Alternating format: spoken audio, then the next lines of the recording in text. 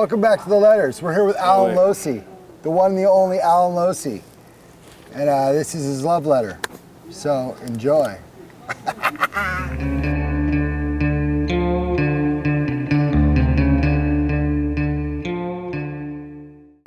I turned pro in 1981, I believe, at the Oasis Gold Cup. Got a big old photo doing the backside ollie. Best photo ever. Changed my life.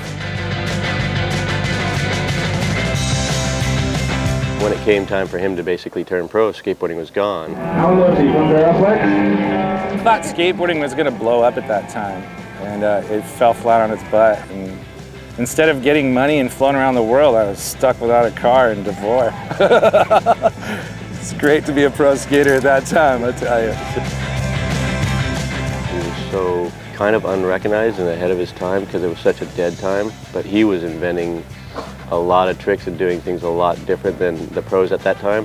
Ollie Fakies off his back wheels, Fakie Ollie Footplant. He's the one that figured out the lock, what's now known as the Smith grind. It was a long time that nobody did that. And then all of a sudden Losi was going up, pushing on his toes, locking into his rail and grinding 6-7 blocks. And then everybody learned it. Did Variflex and all this already exist? Was it already going? Did this come later? About a couple years into me riding, my uncle and my cousin and my dad, my brother, decided to start a skateboard company. So they get Variflex off the ground and going, and they start like. Well, what really happened with Variflex is you had my uncle who wanted to go straight to the mass market. As you remember Uncle Ray? Yeah. He didn't care about skateboarding. He just wanted to make his money. And my father wanted to make good skateboards and travel the country with us in a van and go all these cool spots. Well, they had some conflict and whatever. In the end, by 1982 or 83, my dad was out of Variflex. And me and Jeff and John Lucero, Lance Mountain, Bill Beauregard, we had a kick-ass skateboard team on Variflex even after the heyday was over. Unfortunately, I wasn't allowed to leave like you guys and do something for myself, so I had to stay there and ride it out. He kind of picked it back up again, Del Mar days, and had a whole nother spurt. Al for the 80s. That was Lucero's joke, like, you know, Al for the 80s, Al's big comeback. Not that you hadn't gone anywhere, but it was just like, yeah, Losi's coming up, man. Losi's our guy, you know, and we were standing behind you.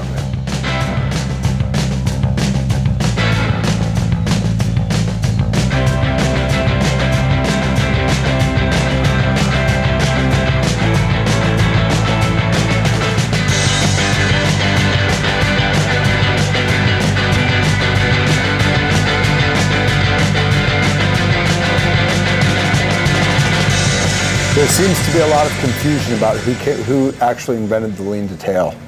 Oh yeah, me and Losi have something to. So I want to get to the bottom of that because I think it was Allen Losi that did it first. Totally Allen Losi. He was pro before me. I was amateur, and I was skating Lakewood at the time. I did it in the half pipe, and it was like real big and real loud. You know, I didn't think anything of it like I invented the maneuver, but in the magazine it was like lean to tail, Christian Soy invents new trick, you know. And I just remember hearing the flack like, no you didn't. Must have been these guys, you know what I mean? No. So you did it first, Losi. There it is there, on camera, Losi did the lean to tail first. Is that how Team Losi comes about? Was the original Team Losi through Variflex? Actually, Team Losi is supposed to be Santa Cruz Bullet. And my family told me if I did that, I was going to get disowned and blah, blah. So I got very afraid to do it, didn't sign it. And they put Team Losi out there to keep me from leaving and doing something for myself.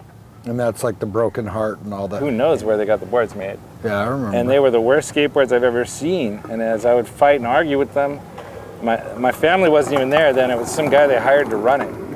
And that was just the end. And I broke my leg and they were done with me and they just fired me. And that was the end of me and Variflex. Coming out on the other end of that for like the next boom, the 86 to 90 boom, like you fucking totally, when most people would have written you off, Allen, you rose up hard. Well, I did get written off, and that's, you know, when I did get thrown out of the family thing, And you know, I kind of gave my life to it, and now I'm fired and I'm unemployed and I have nothing. Next thing I know, we drew on my board with a marker and bought me a plane ticket to Ohio. I got fourth and LSD started. Break down LSD for us. In my mind, it was about trying to make what I thought a skateboard company should be. I thought I'm just gonna surround myself with the people that I think I wanna live with and build something that's cool to travel with as a unit. And I think that the LSD team really was that, in my opinion.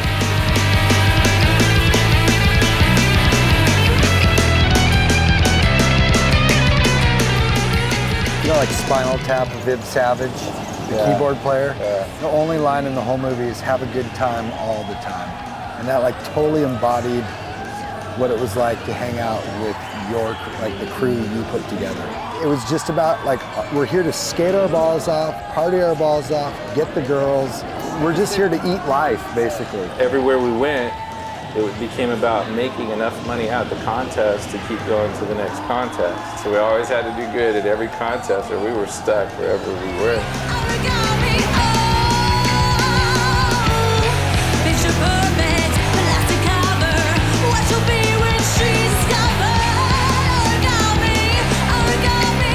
I was trying to say earlier, like, whatever, we learned a lot from you, Alan, so thank you. You know, because I was a clueless little kid, you know, and it was really neat to be taken under your wing, and like, even though I tanked the whole thing. I actually think you did it right. Yeah, thanks for watching. This is the Allen Losi Love Letter. I hope you enjoyed it. I don't know what the next one is. Tune in and find out, please. What are you doing now, Alan? Getting into music, playing guitar and drums actually, kind of stoked on it. In a couple bands. One Less Zero is the band that's been doing the most. Got another band going called The Nightmares, which is a full cover crazy party band. And now it's all about this knee, getting healthy and getting skateboarding. Mostly. It gets so fucking deep so quick. And yeah, fuck yeah. You got it in the heart, man. Yeah. I don't talk to too many people